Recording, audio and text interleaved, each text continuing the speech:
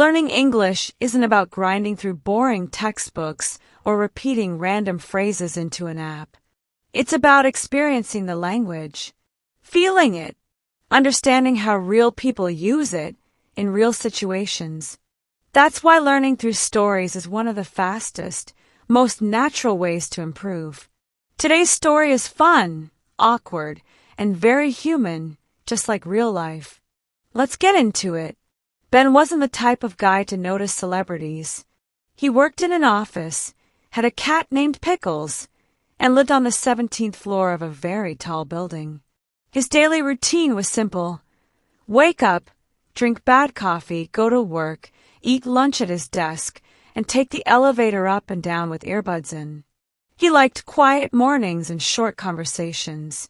So on that particular Tuesday, he was halfway awake, holding his travel mug and staring at the elevator screen as the floors ticked by 4, 5, 6. Then the elevator stopped. The doors opened on the 7th floor. Someone stepped in. Ben barely looked up. Just another person heading to work, probably.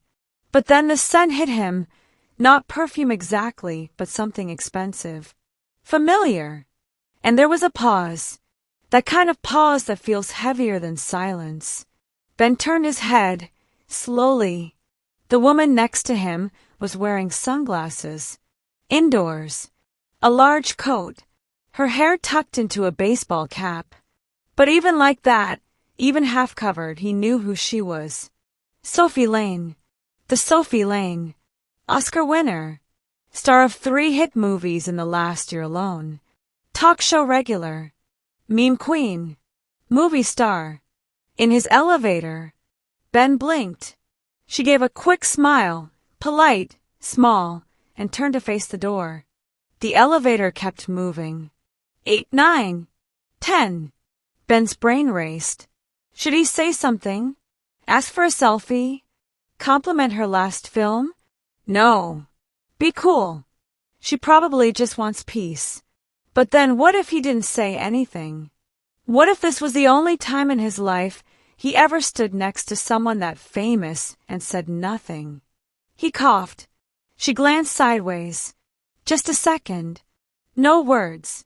He opened his mouth, then closed it. The elevator dinged. Floor 12. They were halfway up. Ben looked down at his mug. Coffee. Cold. Think of something smart. Something not fanboyish. Something calm. He took a breath. I liked your, he started, voice breaking halfway through the word. She turned her head a little. He froze. She waited. Just a second. He coughed again. I liked your dog. From that interview. He was funny. There was silence. Then, a tiny laugh. A real one. Thanks, she said. That was it. That was all. The elevator reached floor 17. It dinged. The doors opened. Ben stepped out. But as they closed behind him, she gave a small wave, almost secret.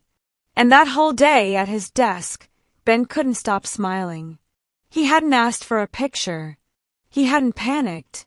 He had just existed in the same space. And for once, that was enough. Did you notice all the everyday English packed into the story? Words like tick by, half-covered, gave a quick smile, stood next to, and fanboyish. These are expressions people use all the time in casual, real-world English. And they stick with you better because you feel them in the context of a story. If you liked today's story, do yourself a favor. Hit like, subscribe to the channel, and leave a comment. If you met a celebrity in an elevator, what would you say? We upload stories like this every single day. So come back tomorrow and bring your English brain with you.